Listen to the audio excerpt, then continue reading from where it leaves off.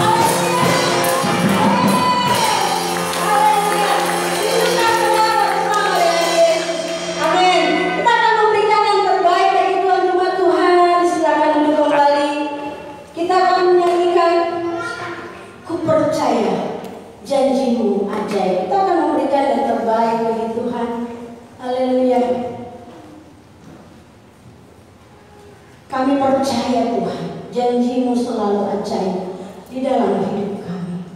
Terima kasih Tuhan Yesus.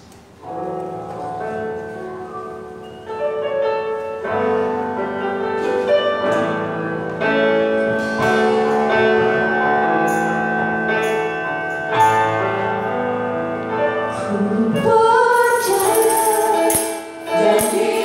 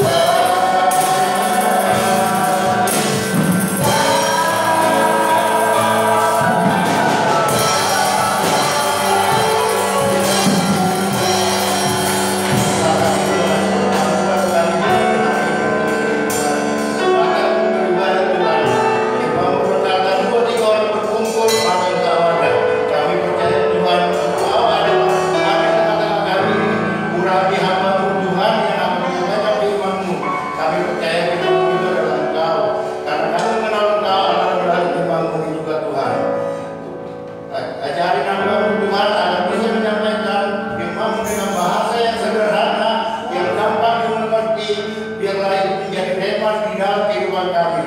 Yang percaya katakan amin.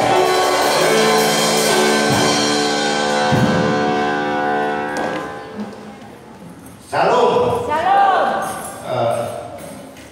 Renungan kita pada pagi hari ini tertulis di Markus 8 ayat 22.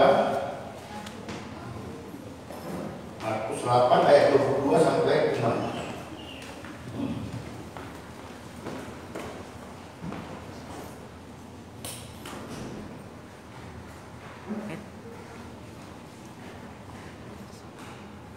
Ya, kita baca asal-asalin. Saya pertama, lalu dilanjutkan. Kemudian tibalah Yesus dan murid-muridnya di Betsaida. Di situ orang membawa kepada Yesus seorang buta dan mereka memohon kepadanya supaya ia menjamah dia. Yesus memegang tangan orang buta itu dan membawa dia keluar kampung. Lalu ia meludahi mata orang itu dan meletakkan tangan atasnya dan bertanya, "Sudahkah kau lihat sesuatu?" Orang itu memandang ke depan lalu berkata, "Aku melihat orang, sebab melihat mereka berjalan-jalan, tetapi tampaknya seperti pohon-pohon." Yesus meletakkan lagi tangannya pada mata orang itu. Maka orang itu sungguh-sungguh melihat dan telah sembuh. Sehingga ia dapat melihat segala sesuatu dengan jelas. Sesudah itu Yesus menyuruh dia pulang ke rumahnya dan berkata, "Jangan masuk ke kampung." Ya, kita mulai dari yang pertama. Kemudian tibalah Yesus dan murid-muridnya di Betsaida. Di situ orang membawa kepada Yesus seorang buta, dan mereka memohon kepadanya supaya dia menjamah dia. Di nasi nomor 22 ini ayat 22. Saya mau bertanya. Di sini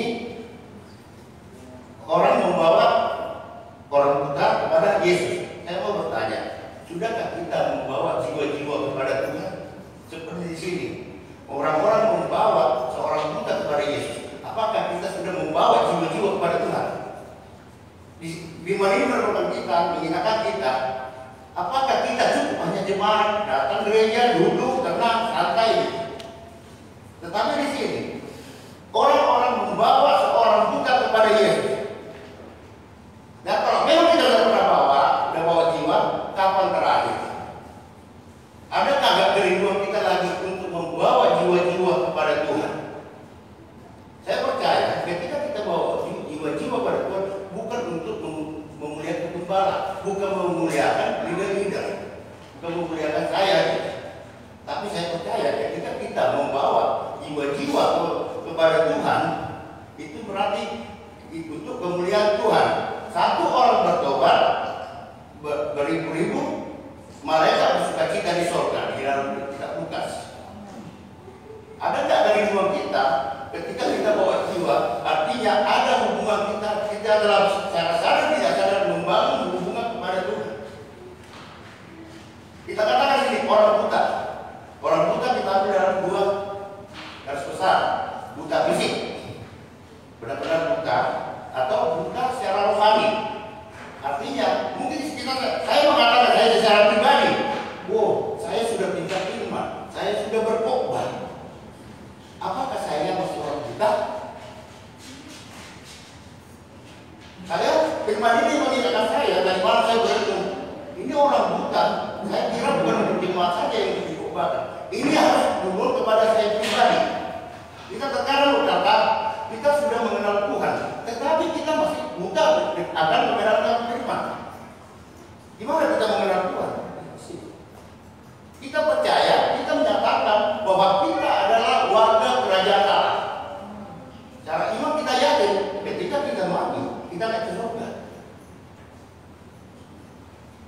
Kita yakin bahwa secara iman kita akan masuk warga kerajaan surga. Artinya karena kita warga kerajaan surga, pasti warga kerajaan surga, berarti selama hidup ini kita sudah warga kerajaan surga. Persoalannya apa? Kalau di dalam negara Indonesia, Pancasila, Undang-Undang 45, undang-undang lain, KUHP,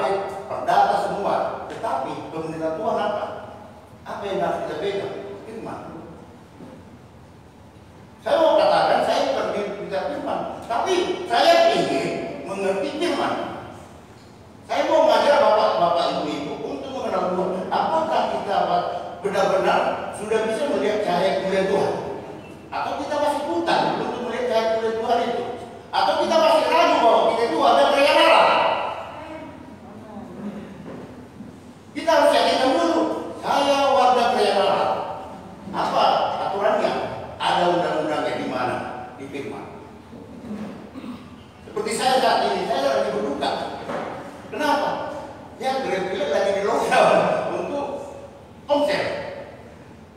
Kenapa? Saya juga merasa desak. Bukan saya datang ke Grand Pilet itu menyampaikan firman itu biar orang Grand Pilet mengerti firman. Pertama itu firman itu untuk saya. Saya sebelum menyampaikan firman itu untuk mengingatkan saya. Baru saya baru sampaikan. Kalau saya katakan saya tidak butuh lagi firman, saya udah berdosa. Saya masih bisa marah.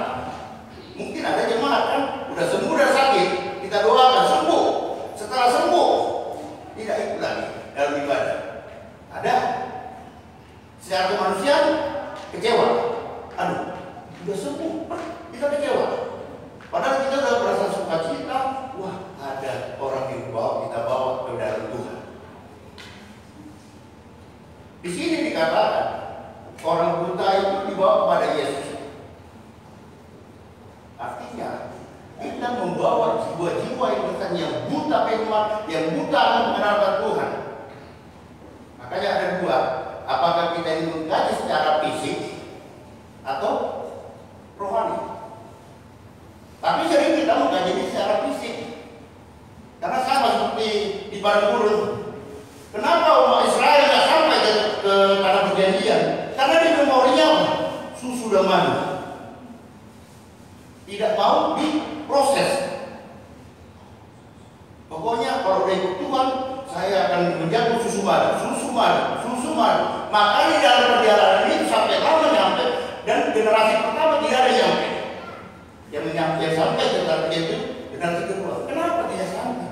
Karena tidak mau diproses oleh Tuhan. Sama di sini dikatakan di ayat 23, Yesus memegang tangan orang buta itu dan membawa dia keluar kampung. Membawa dia keluar kampung, lalu ia meludahi mata orang itu dan meletakkan tangannya atasnya dan bertanya, sudahkah kau lihat sesuatu? Yesus membawa keluar kampung. Artinya, mau nggak kita dituntun Yesus?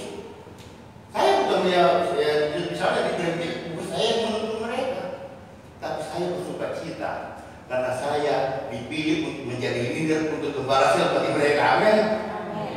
Saya bersuka cita ketika saya menjadi leader, saya menjadi pastoral, itu adalah anugerah.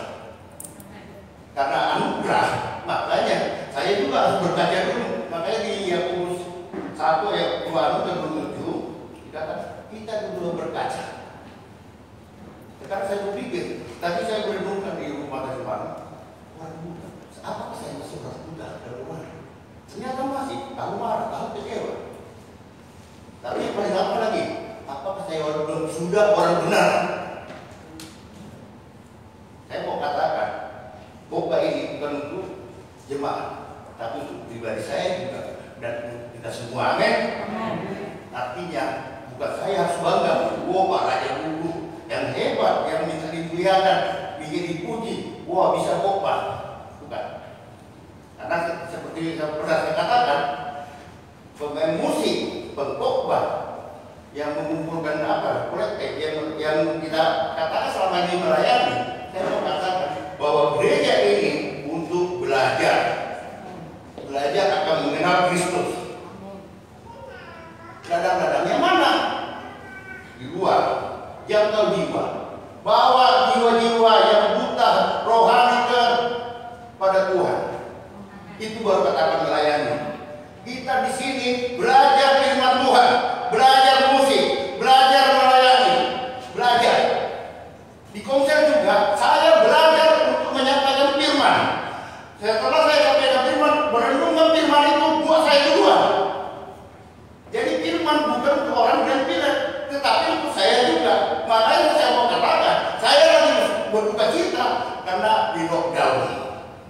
Kenapa? Ya, sadar gak sadar. Ketika firman itu terus ada di tubuh kita, di dalam ada perubahan sesuatu yang kita tidak sadari. Ternyata kita semakin dekat Tuhan. Karena firman ini mengajarkan saya, dan saya sampaikan lagi di Grand Pilet. Saya percaya masalah prosesnya di Grand Pilet, Tuhan yang menuntun, bukan saya. Saya hanya dipakai Tuhan, makanya saya katakan itu adalah anugerah. Karena saya bisa menjadi balas ke anugerah. Artinya saya juga harus berubah. Pernah saya konseling orang, Bapak, saya mau katakan, saya minta firman begini. Tapi tidak pernah gereja. Berarti dia mengatakan dia orang benar. Kalau saya sudah mengatakan saya orang benar, saya orang suci, saya orang kudus, berarti saya berdosa, saya berbohong. Karena Yesus katakan apa? Yang butuh orang sakit apa? Tabib. Seperti yang saya katakan, saya juga belum tentu mata saya sudah bisa melihat Tuhan itu. Makanya saya harus mau diproses. Seperti orang sudah dibawa keluar kampung. Udah itu yang membawa ingin dijamah dalam nama Yesus. Jamah. Ininya dijamah harus sembuh. Saya percaya kalau dijamah sembuh nggak? Sembuh orang buta. Dengan firman aja sembuh katanya, sembuh nggak? Tetapi Tuhan kasih apa? Diludahin. Artinya mudah, pahit. Bayangkan kalau kita diludahin. Kalau kita nggak mengenal Yesus, wah saya diludah, mungkin balas dendam. Ternyata belum sembuh. Yang pertama kan belum sembuh. Artinya seperti saya katakan tadi, ketika Musa itu jalan untuk mencapai Yesus kembali, ada proses yang diberikan Tuhan. Saat ini juga kita mengalami corona ini. Mungkin secara ekonomi ini banyak yang bersanggah, termasuk saya. Penghasilan saya berkurang. Tapi ya, saya mau katakan, kita ingat aja. Kita ingat aja. Dia begitu besar, punya budak, punya ketenangan banyak, habis semua. Sampai sahabatnya bilang apa? Karena kamu berdosa, makanya semua mengatakan petaka ini ingat kita. Tapi apa kata Ayub? Tidak Tuhan. Apakah Ayub jauh dari Tuhan? Saat ini kita mengalami corona. Cara nggak sadar ini saya yakin. Bukan saya aja mengalami, 50% saya hilang penghasilan, mengalami goncangan. Apakah saat mengalami goncangan ini saya akan jauh dari Tuhan? Saya kecewa Tuhan, usahaku udah gagal. Tuhan gak adil gitu. Tapi kita percaya, kita ikuti Ayub. Hampir hancur habis. Jangan katakan Ayub ujungnya dapat langsung 2 kali lipat, langsung simsalabim jadi anak 10 orang. Tiap tahun ada 1. Berarti minimal prosesnya 10 tahun. Lahir 1, dapat proses dari 1. Yang ujungnya udah 10 anak, semua dikembalikan 2 kali lipat. Itu tetap melalui proses. Bukan karena kita mengikut Tuhan, kita dapat mujizat langsung. Tapi Tuhan ingin proses. Seperti ini. Tuhan untuk menyembuhkan ini orang buta. Dia bawa dulu keluar kampung. Diludahi. Artinya ludah itu kan sesuatu yang pahit. Kalau maunya orang buta kan sembuh, langsung sembuh. Maunya. Tetapi si orang buta mau dituntun Yesus. Apakah kita mau dituntun Yesus agar mata rohani kita terbuka? Amin. Katakan, saya orang yang terpanggil dan saya menjadi terpilih. Karena banyak yang terpanggil, sedikit yang kita katakan kita udah ke surga, gak tahu nanti. Pas kakak kalah berbunyi, yang naik ke surga apa KTP? Si KTP-nya. Nah, kenapa KTP Pak? Tuhan kenapa KTP? Karena KTP-mu yang Kristen, kamu gak Kristen. Mau gak cuma KTP-nya naik ke surga? Tapi saya percaya firman saat ini mengingatkan kita bahwa kita akan menjadi warga kerajaan surga yang sebenarnya. Amin. Bukan cuma KTP kita lebih berubah. Karena KTP-nya Kristen, jelas Kristen. Kamu kan hanya pengikut, ikutan. Makanya Tuhan Yesus mengingatkan kita itu murid. Kenapa dibilang murid? Bahwa kita itu selalu diproses. Karena seorang murid apa? Belajar. Tamatnya kapan? Ya kemuliaan Tuhan. Kalau kita di SD, tamat SMP, SMA. Tapi kita tamat kapan? Mau diproses Tuhan, mau menyerahkan diri kepada Tuhan. Mata rohani kita harus terbuka kepada Tuhan. Jangan tertutup, jangan egois. Wah nanti saya bawa jiwa, gembala senang, penuh gereja,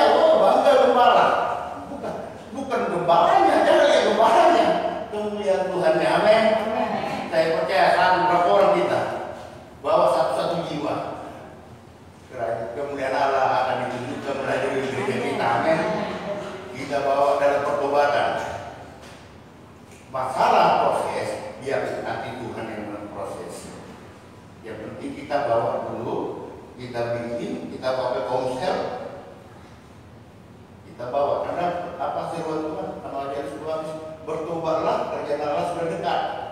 Jangan kita pernah mengingat masa lalu kita. Oh, saya dulu waktu yang dulu saya berhasil. Dulu saya misalnya saya kerja di sini, udah melayani Tuhan dulu. Sekarang dia nggak tahu, udah turun. Mata itu yang udah buta buta lagi jadinya. Kenapa? Makin jauh dari Tuhan. Mari kita buka mata kita. Jangan kita terfokus dengan fisik. Kita lebih cenderung seperti itu umat Israel, susu manis. Akhirnya dalam proses gagal, bersungguh-sungguh. Makanya Tuhan alamnya apa? Ya, orang yang paling lembut adalah di dunia siapa? Musa. Dimaki. Yang kurang di tanah Mesir, makanya kamu buang kami di pada gurun ini.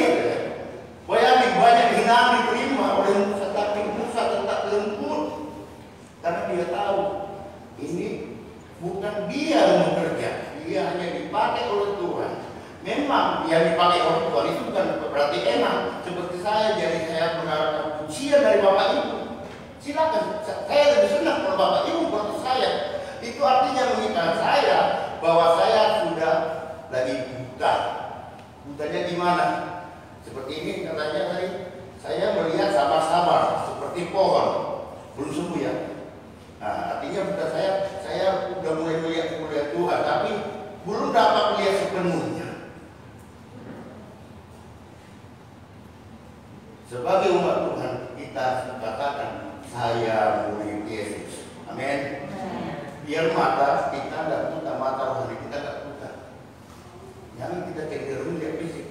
Nggak akan dikatakan, Pak Raja, mobilmu berapa? 5, masuk surga. Pak B, mobilmu berapa? 3, oh, masuk surga. Pak C, mobilmu 1, Pak, kamu gak ada yang berkati, neraka. Saya kira Tuhan enggak, Tuhan kita bukan begitu. Artinya jangan kita mengutamakan fisik. Firman Tuhan katakan apa? Beri persembahan terbaik. Saya mau tanya, apakah kita memberikan persembahan terbaik? Saya mau tanya, mari kita renung, apakah kita masih buta rohani semua di sini? Kalau saya menyatakan saya masih buta. Saya bukan orang benar. Makanya saya berduka cita karena di lockdown itu konser. Karena ketika di lockdown, saya kan harusnya belajar firman ya, sebelum disampaikan. Ketika saya belajar firman, saya mengerti, habis saya mengerti, biar bisa saya baca, saya renungkan. Habis saya renungkan, baru saya bisa lakukan, bisa saya sampaikan. Artinya, ketika saya belajar firman, bukan untuk orang yang tidak, tapi untuk saya. Karena walaupun saya pemimpin, secara Yesus saya itu murid.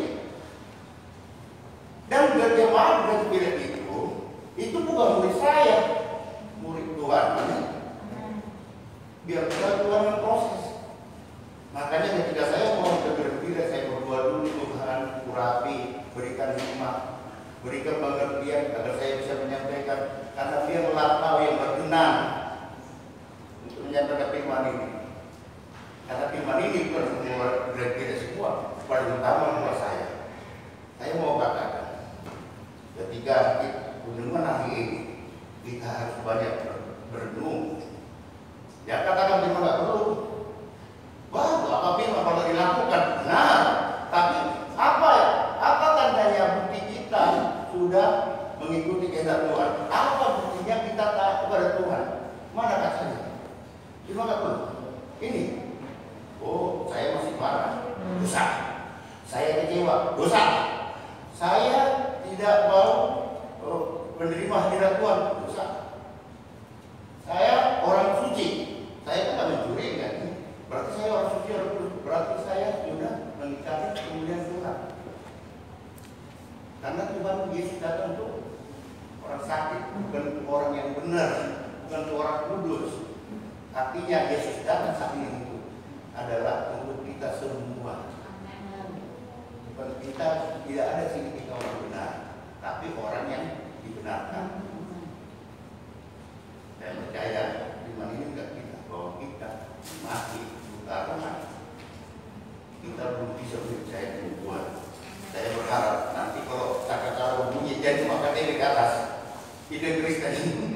Kita yang harus berangkat ke atas. Baru kita lanjut lagi. Orang itu memandang ke depan lalu berkata, aku melihat orang sebab melihat mereka berjalan-jalan, tetapi tampaknya seperti pohon-pohon. Artinya bersembuh karena Tuhan bukan karena nggak bisa sembuh. Sekarang memang jemaah kita juga pikir-pikir, Pak Raja, kenapa Bapak mendoakan nggak bawa minyak urapan? Nah, Bapak atau Ibu percaya minyak urapannya atau imannya? Kalau udah sumpah tangan katanya, itu baru manjur. Apalagi kasih minyak urapan. Saya mau katakan, bukan minyak urapannya.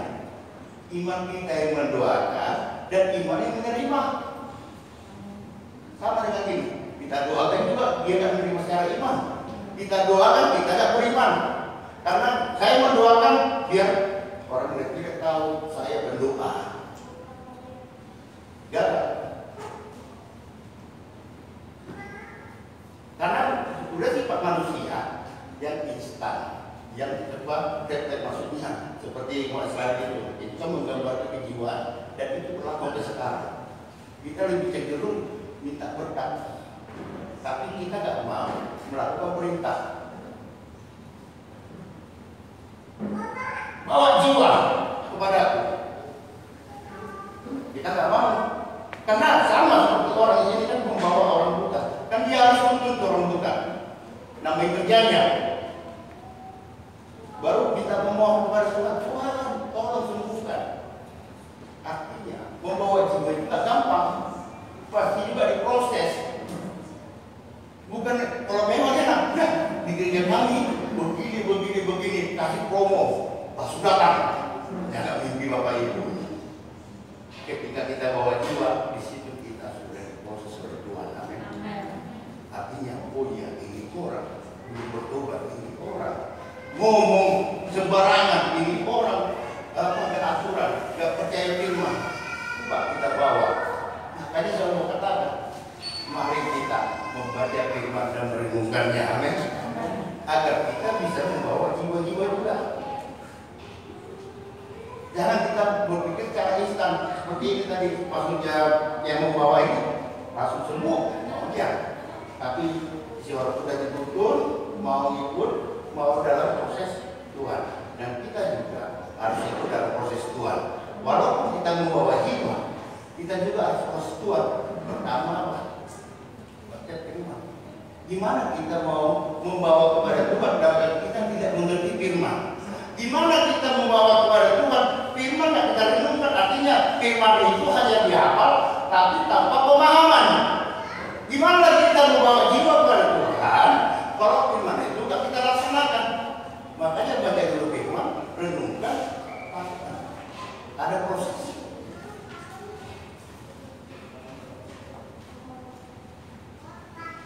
Saya percaya renungan hari ini mengingatkan kita bahwa kita sudah berkaca hari ini. Saya orang buta rohani. Maksud saya loh, bukan Bapak Ibu doang ya. Saya sudah katakan, maksud saya. Apalagi kita membawa jiwa. Ini masih buta total nih. Nah, jadi dari mana kita melihat? Tahap proses pertama sama ini. Ini juga kan mengajarkan kepada murid Yesus. Mereka itu juga waktu ini masih tahap proses, masih tahap belajar. Namanya murid belajar. Lihat, dia nggak langsung bilang sembuh. Jadi murid, Tuhan, Yesus Kristus hebat. Tapi Tuhan bikin proses. Dia juga mau bimbing muridnya juga. Ikut dalam proses itu. Lalu yang selanjutnya, orang itu memandang ke depan lalu berkata, melihat orang sebab melihat mereka berjalan-jalan satu atas pohon. Yesus menetapkan lagi tangannya pada mata orang itu, maka orang itu sungguh-sungguh melihat dan telah sembuh sehingga ia dapat melihat segala sesuatu dengan jelas. Ingat firman kita baca, kita renungkan, kita rasakan bahwa jiwa, maka kita semakin terang. Tapi betul-betul terang benar ya, tapi terang. Mari kita diproses Tuhan.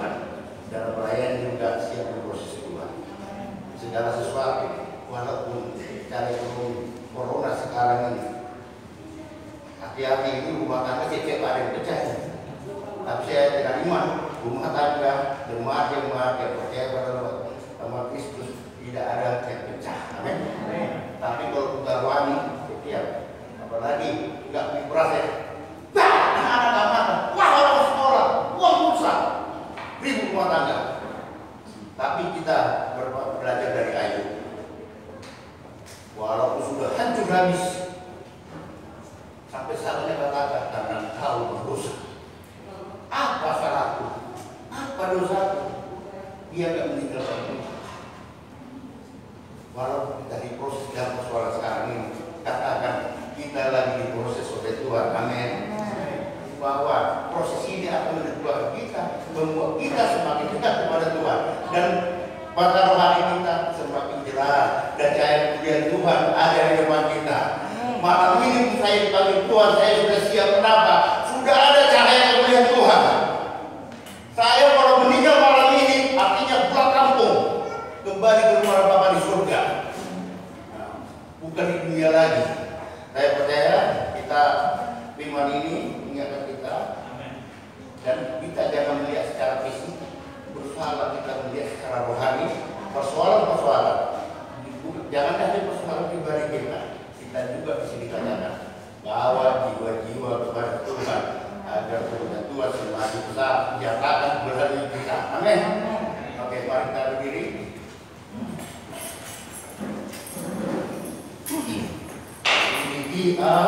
Selidiki